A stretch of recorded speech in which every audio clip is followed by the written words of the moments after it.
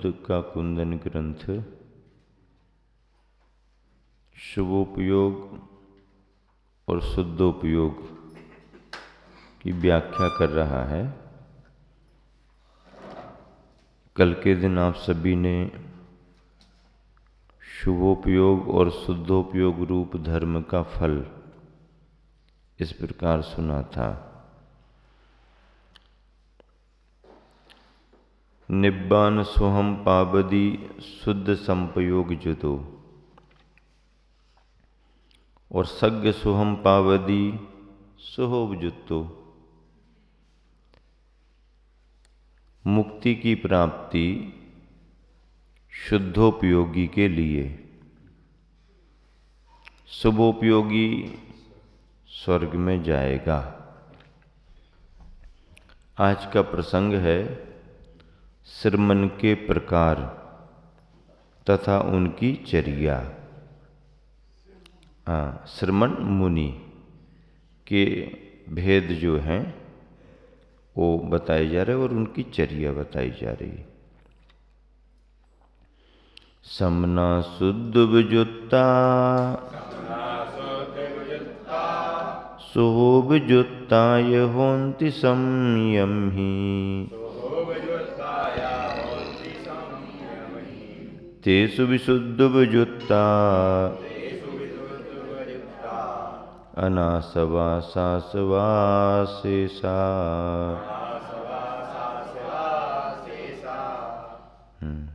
एक साथ मिलकर समना शुद्ध विजुत्ता शोभ जुत्ता यहोन्ति संयमी तेषु विशुद्ध विजुत्ता अनासवासासवासेसा।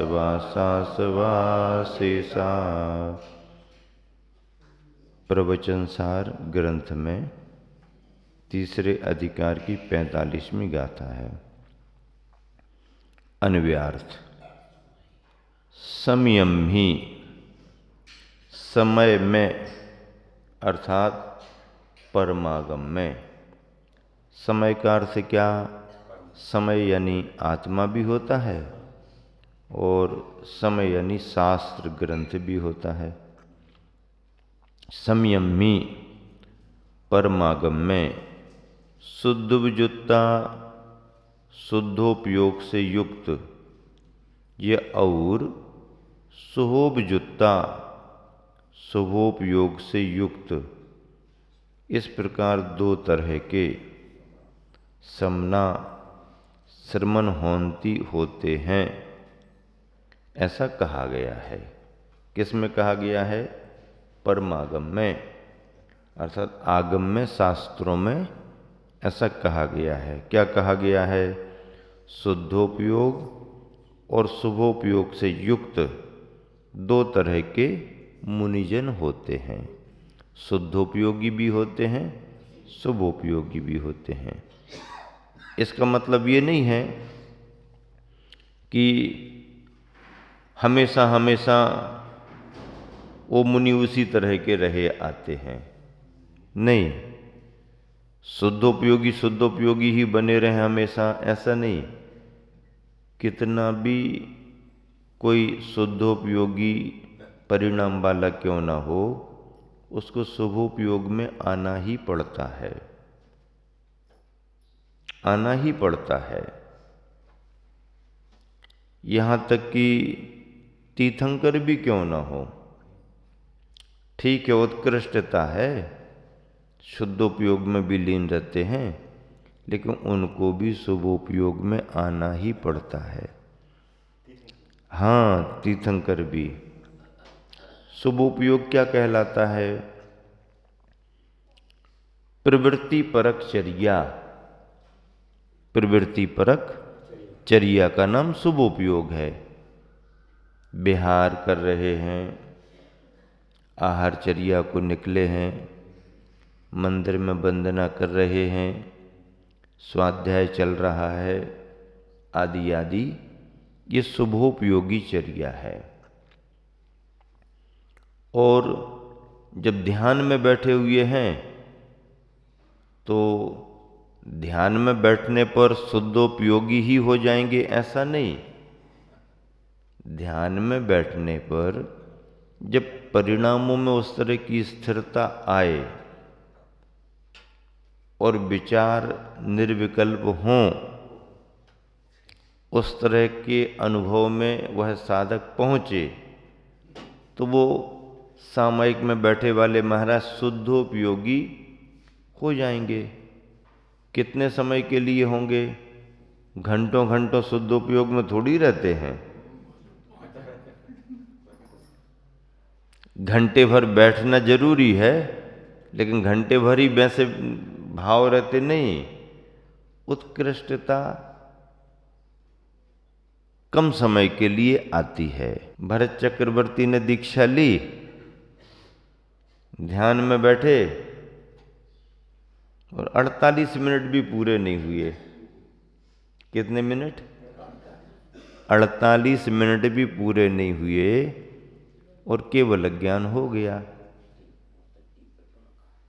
अब उनके पिताजी 6 महीना ध्यान में बैठे रहे तो केवल ज्ञान नहीं हुआ। तो कुछ कमी थी क्या? तीर्थंकर प्रकृति के हिसाब से तो बहुत बड़े साधन उनके पास थे, लेकिन वो वाला करंट नहीं उठा जो भरत को उठ गया जल्दी। हाँ, तब क्या, जब तीर्थंकर को नहीं उठा तो भरत को कैसे उठ गया होगा? ये चक्रवर्ती और तीर्थंकर कामदेव ये बाहर की व्यवस्थाएं हैं, पुण्य की व्यवस्थाएं हैं। मोक्ष जाने के लिए इनकी अनिवार्यता नहीं है, करंट उठने के लिए इनकी अनिवार्यता नहीं है कि चक्रवर्ती हैं तो जल्दी केवल ज्ञान हो जाए। तो फिर बहुत से चक्रवर्ती, 2 चक्रवर्ती तो स्वर्ग भी गए, और चक्रवर्ती होके 2 नहीं संभल पाए तो नीचे भी चले गए। कामदेव बाहुबली युद्ध तो वहां का जीत लिया है, सम्राट भरत को हरा दिया, लेकिन अब जब ध्यान में खड़े हो गए, अब यहां अंदर का युद्ध जीतो। अब अंदर का युद्ध जीतने में कितना समय लग गया? कितना लग गयो? बहुत समय लग गयो। बारिश का चौमासा निकल गया, गर्मी का ग्रीष्मकाल निकल गया, सर्दी भी निकल गई होगी, 1 बरस पूरा निकल गया। तो 1 बरस पूरा निकल गया तो ऐसा होता ही है, परिणाम प्रत्यय है। पुण्य के उदय से मिलने वाले पद और वैभव इस संसार में श्रेष्ठता के प्रतीक हैं, संसार में श्रेष्ठता के प्रतीक हैं। परमार्थ के मोक्ष मार्ग में तो ये कुछ ना भी हो तो भी कोई कहीं बैठ के, और कब केवल ज्ञान हो गया कब चले गए पता ही नहीं। हाँ, पता ही नहीं पड़े। मोक्ष मार्ग अंतरंग का ऐसा ही है। तो भरत को केवल ज्ञान हुआ, जल्दी हो गया। बाहुबली को केवल ज्ञान हुआ, 1 बरस लग गया। भरत और बाहुबली ने मुनि बन के आहार ही नहीं किया। भरत मुनि बने, कहीं आहार करने ही नहीं गए। कोई नहीं कह सकता कि हमारे घर आहार हुए थे, आज मेरी कुटिया में आए हैं। वहां भजन नहीं चलेगा। महल छोड़ा तो ना महल ना कुटिया, कहीं गए ही नहीं क्या? हाँ, और बाहुबली के लिए भी कोई भजन नहीं गा सकता कि आज मेरी कुटिया में आए हैं। वो भी नहीं गए, आए ही नहीं। लेकिन केवल ज्ञान पाने में 1 बरस लग गया। परिणाम प्रत्यय है। साधन सब थे, फिटिंग पूरी थी, करंट नहीं उठा तो नहीं उठा। फिटिंग तो पूरी थी, आदिनाथ को भी थी, बाहुबली को भी थी, भरत को भी थी। अब भरत की ट्यूबलाइट जल्दी उठ गई, अब आदिनाथ को समय लग रहा, बाहुबली को भी समय लग रहा। बाहर के युद्ध को तो जल्दी जीत लिया बाहुबली ने, अब अंदर के युद्ध को जीतो। अच्छा, बाहर के युद्ध में भरत हार गया, लेकिन अंदर के युद्ध को जल्दी जीत लिया। हाँ, मुक्ति का विजेता तो वही माना जाएगा। अब बाहर का जीत लिया तो बाहुबली का गुणगान तो सभी कर रहे, करो, अच्छा है, बाहर से युद्ध जीता, लेकिन अंदर के युद्ध को जीतने में भरत चक्रवर्ती का सबसे पहले नाम आएगा। कर्म के युद्ध को जीता। तो ऐसे भरत, बाहुबली और आदिनाथ छठा सातवां छठा सातवां छठा सातवां गुण स्थान करते रहते हैं। फिर सप्तम गुण स्थान से जब ऊपर की विशुद्धि बढ़ी, श्रेणी माड़ी, तो छपक श्रेणी हो गई, केवल ज्ञान हो गया। ऐसी ये व्यवस्थाएं किसमें? संयमी परमागम में बतलाई गई हैं। तेसु भी उन दोनों तरह के मुनियों में शुद्ध विजुत्ता, शुद्धोपयोग से युक्त मुनि जो होते हैं, अनासवा, आश्रव से रहित हैं, अर्थात उन्हें अब कर्म का आश्रव नहीं हो रहा। शेषाह, शेष कौन? शुभोपयोगी मुनि, सासवा, आश्रव से सहित हैं, आश्रव से सहित हैं, शुभोपयोगी मुनियों को आश्रव हो रहा है। कर्म आएंगे तो संसार में रुकना पड़ेगा, और जब कर्म नहीं आएगा तो कर्म नहीं आया तो फिर छुट्टी, छुटकारा, मोक्ष होगा। परमागम में शुद्धोपयोग से युक्त और शुभोपयोग से युक्त, इस प्रकार दो तरह के श्रमण होते हैं, कहे गए हैं। उन दोनों तरह के श्रमणों में शुद्धोपयोग से युक्त आश्रव से रहित हैं, से शुभोपयोगी मुनि आश्रव से सहित हैं। परमागम में श्रमण दो तरह से कहे गए हैं, शुद्धोपयोगी तथा शुभोपयोगी। इनमें से शुभोपयोगी श्रमण तो समस्त कसायों से रहित होने से निराश्रव होते हैं, जबकि शुभोपयोगी श्रमण धर्म परिणत होते हुए भी शुभोपयोग भी धर्म है, तो उससे परिणत होते हुए भी कसाय कन के रहने से, कसाय कन, कसाय मन भर नहीं, कन भर, किंतु कसाय के कन मात्र भी रहने से आश्रव सहित होते हैं, जैसा कि अमरचंद्र सूरी ने अपनी टीका में उल्लेख किया है। यथा ये टीका आ गई, हाँ, इस टीका में उन्होंने सारी बात अच्छे से स्पष्ट की है। इसका पहले पद्यानुवाद पढ़ लें, फिर टीका की चर्चा करेंगे। शुद्धोपयोग युत और शुभोपयोगी, सिद्धांत में श्रमण दो तज भोग भोगी।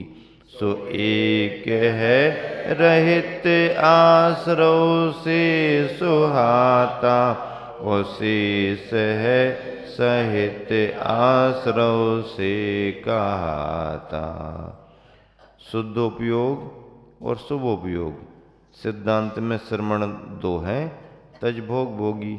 सो एक है रहित आश्रव से सुहाता, और शेष है सहित आश्रव से कहाता। इस तरह से श्रमण तो श्रमण ही हैं, किंतु उनके अंतरंग परिणामों के कारण बनने वाली अवस्थाएं, उसी के लिए शुभोपयोग और शुद्धोपयोग कहा गया है।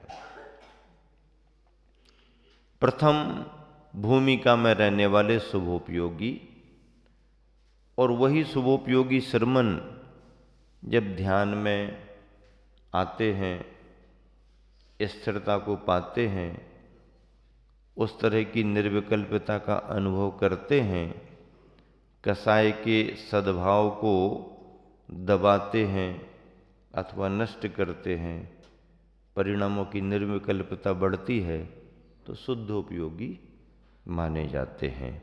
इस तरह से शुभोपयोग और शुद्धोपयोग की व्याख्या होती है। इसी गाथा के अनुसार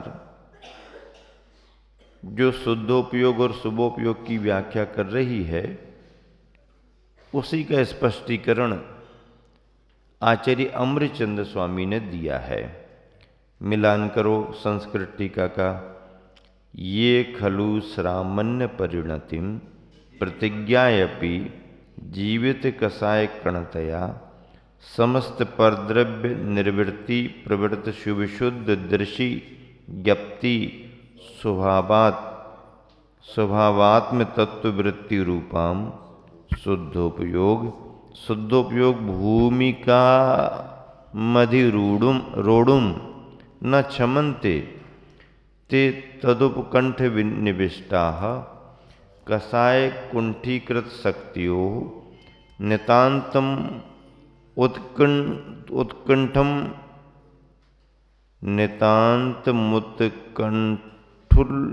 मनसः श्रमणाः किं भवेयुर्न वेत्यत्र अविधीयते धम्मेन परिणदप्पा इति स्वयमेव निरूपितत्वादस्ति तावत् शुभोपयोगस्य धर्मेण सय्यकार संभाया तथा शुभोपयोगिनोपि धर्म सद्भावात् भवेयुः श्रमणः किंतु तेषाम्